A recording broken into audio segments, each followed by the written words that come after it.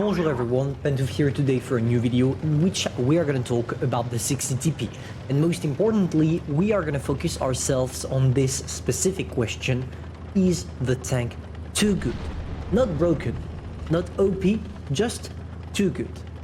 Usually, the gap between a broken tank and a tank that is too good is that the OP or broken tank will be good no matter the situation, no matter its class, no matter what it's fighting against, whereas a tank too good is just better than every other tanks of the same tier, of the same class, in a specific matter. For example, the 60TP, in my opinion, would be too good at brawling against others without being punished for it. Let me explain. Wargaming introduced the 60TP in World of Tanks PC already. Here it's a little bit different because when we take a look at it and when we compare it to the E100, the 60TP would be a better version of the E100. They had the same gun, the main difference between both being that this specific tank has everything else than that the E100 doesn't. It has a regular armor on the turret, it has a good and reliable gun, it had also an impressive armor on the lower part of the hull because of how small the lower plate is. And let's say that every single little spec of the 60TP made it better in World of Tanks PC than the E100, which resulted in people leaving their E100 taking dust and then getting straight to the 60TP and playing it again and again and again. In Blitz, things are different because Wargaming was aware of that problem and they decided to counter it in Blitz. Of course, it came to the gun, they changed the alpha damage, which is not the same on both tanks. It's also on the fact that the 60TP is extremely weak toward shells on hitting its ammo rack, etc, etc. But, in my opinion, this is not enough. Have you seen how many, I'm gonna ask the question like that, how many E100 do you see on the battlefield compared to 60TP since its introduction? Of course, the statistics are gonna tell that the 60TP is the majority, but we gotta take into consideration that obviously the tank is new, so people are spamming it. It's the latest tank Wargaming implemented in the game. But I'm 100% sure that even in 10 updates, if Wargaming doesn't release a better tank than the 60TP and the E100, we will see always more 60TPs than E100. And Wargaming could have made the 60TP a regular traditional tank that wouldn't be OP or too good compared to the E100 if they did not have the special consumable. The tungsten shell is really what makes the E100 irrelevant.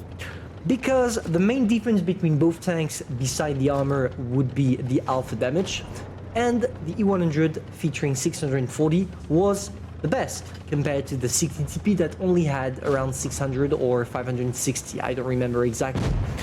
But if you use tungsten shell, you increase by 25% or 15% your average damage, which means that for 20 seconds or 25 seconds, depending on the consumable equipment you are using, you can get the exact same alpha damage as the 100, resulting in the 60TP just being the exact same tank as the 100, but with a better armor, so overall a better E100. So what's now the point of playing something else than the 60TP? If you're really looking forward to deal some damage and having a good armor, this tank is better than the E100, and this is a fact. There is nothing that doesn't prove it. Let's take a look at the E100 right now. To sum up this video, because I can sum it up right now, I would say the 60TP can do everything an E100 can do, but an E100 can't do whatever the 60TP does. This sentence sums up perfectly the situation between both tanks. The E100, even if it's still a decent tank and a tank I enjoy playing, is underpowered compared to the 60TP. What is the main purpose of both tanks? Brawling on the main line. And here you see that I'm not doing this. I'm not following the rest of my team, which would be considered a really weird thing to do, especially when you're playing with an E100. And I would agree with you. But if I went with the rest of my team, maybe I would have been able to do something. But every single heavy tank would just switch to gold shell and completely annihilates my front of the turret, like the heavy just did. Here in this specific moment, if I was playing with the 60TP and the heavy shot like that, I would have bounced it. So I would have kept my 1k hit points. And those small details about the playstyles and those small moves that a 60TP can do better than the E100 will impact your overall game and will also impact the way you feel about the E100. Personally, I've always loved my E100, but now that the 60TP is added into the game, I do not see the point of playing it. If I want to play an E100, I will just play the better version, the 60TP. And I think it's kind of a shame that we are reduced to this, because obviously this is the same fate that awaits for every single tank Wargaming is added into the game. Since the Progetto 45 was implemented, the Batchat became a little bit useless. Since the Sheridan was implemented, the Batchat became even more useless, or those kind of stuff. And I feel like the only way for us to get off that endless cycle would be to buff the tank to make it relevant again in its field. For example, for the 100, without touching the hull, Wargaming could try to increase by maybe 10 to 15 millimeters the front of the turret.